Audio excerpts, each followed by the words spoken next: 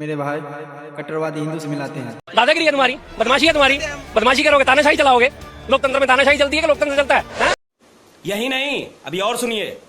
बोले जा रहे कट्टरपना अपना दिखाया जा रहे हैं। उनके कट्टरपना इनके दिमाग में यहाँ बैठा हुआ है टोटली। इनको सिर्फ और सिर्फ मुस्लिमों से नफरत है। वंदे भारत भी चलाई ना मोदी जी ने। वंदे भारत किसके लिए चलाई है? अमीरों के लिए। भाई साहब, एक 800 किलोमीटर का किराया, वहां पे 1400 रुपए बैठता है। ये लोग इनमें से कोई खड़ा हुआ वंदे भारत में चला जाएगा? आप अपने परिवार को लेकर चले जाओगे वंदे भारत में? एक 20,000 रुपए कमाने वाला जो मजदूर है, किसान है, कोई भी एक नॉर्मल सैलरी 20,000 कमाने वाला, वो अपने घर में 4 लोगों को लेकर वंदे भारत से आना जाना कर सकता है? यहाँ से अगर वाराणसी जाना हो तो क्या कर लेगा? 1378 रुपए की एक बंदे की टिकट है जाने की। 13 चौके 52, 13 पंजे 65, 13 6 78। अगर 6 जनों ने जाना है तो 7800 रुपए जाने के हो गए और 7800 रुपए आने के हो गए। फैसिलिटी भी तो है ना सर। तो सर फैसिलिटी है तो फैसिलिटी किन के लिए? वही तो मैं कह रहा हूँ ना, किन के लिए? जिनके पास पैसा है उनके लिए तो कोई सी भी आप फैसिलिटी दे दो, उनके लिए तो सब मंजूर है। बात करते हैं हम जो दबे कुचले लोग हैं, जिनके पास फैसिलिटी नहीं है, उनके लिए कौन सी नई ट्रेन चलाई? लालू जी के टाइम में एक गरीब रथ चली थी, उसे भी इन लोगों ने बंद कर दिया। कभी चलती है, कभी नहीं चलती, कभी वो कैंसिल होती है, कभी कुछ होती है। लेकिन अब वंदे भारत के लिए क्या करा जाता है? सारे ट्रेन के रूट कैंसिल करे जाते हैं, लेकिन वंदे भारत सबसे पहले चलेगी क्योंकि आपने उसमें पैसे दिए हैं।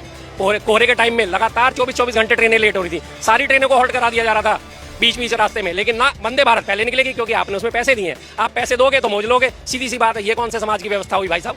पैसा आपके पास है तो आप मौज लिए जाओगे। वंदे भारत चलाए किसके लिए? जो ऑलरेडी अमीर है, जो अफोर्ड कर सकते हैं। आप उनके लिए देखो ना कि जिस आदमी की सैलरी सिर्फ 20,000 है, उसको परिवार के साथ जाना आना अगर हो जाए महाराष्ट्र से, तो क्या करेगा वो?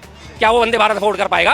15,000 तो उसका आने जाने किराए में ही लग जाएगा एक महीने की। तो सैलरी तो गई उसकी पूरी की पूरी, छुट्टी। सर ये बताइए 370 आप विकास में मानते हैं क्या? भैया ने विकास में भाई साहब ये 370 इन्हें रट्टे तोतों की तरह, एक वो मिट्टू होते हैं ना, मिट्टू तोते, बेटा मिर्ची खा और बोल राम राम, बेटा मिर्ची खा और बोल राम राम, वो हालत इनका है। सबसे पहले इन्हें 2 शब्द रटा दिए, राम मंदिर बन गया, 370 हट गए। 370 जब तक नहीं हटी थी, एक नुकसान मुझे बता दो, 2 नुकसान मुझे बता दो, हटने के बाद के 2 फायदे मुझे बता दो। अगर ये बता सके तो बात है।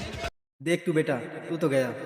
भाई ये देखो, मैं महाराष्ट्र हिंगोली से हूँ। हमारे टाइम पे जो कांग्रेस की सरकार थी ना, वो एग्जाम देने आते थे ना यहाँ पे।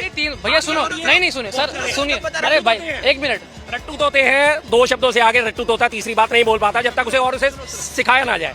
ये बताओ 370 हटने से पहले क्या नुकसान था, अब क्या फायदा? ये भाई पहले क्या नुकसान था इनको पूछ, इनको पूछो। कश्मीर में जाके आए क्या? कश्मीर में ना हमारा बंदा झंडा नहीं लहरा सकता था, अभी शान के साथ झंडा लहरा रहा है। हाँ अच्छा, नागपुर जो है वो तो कश्मीर में नहीं है। नागपुर में आरएसएस का मुख्यालय है। 52 सालों तक वहां तिरंगा क्यों नहीं लहराया था? वहां कौन सी 370 लगी थी भाई? आरएसएस मुख्यालय पे 52 सालों तक क्यों तिरंगा नहीं लहराया था? 92 तक, आजादी के बाद। आरएसएस मुख्यालय वो तो कश्मीर में नहीं है, वहां क्या समस्या थी तिरंगे से? आरएसएस का मतलब जानते हो आप? राष्ट्रीय स्वयंसेवक संघ है। वहाँ पे कौन सा झंडा लहराएगा इसका? क्यों? क्या वो देश से बाहर है? नहीं, क्या वो देश से बाहर है? क्या वो देश से बाहर है? झंडा कौन सा है? अरे भाई क्या वो देश से बाहर है?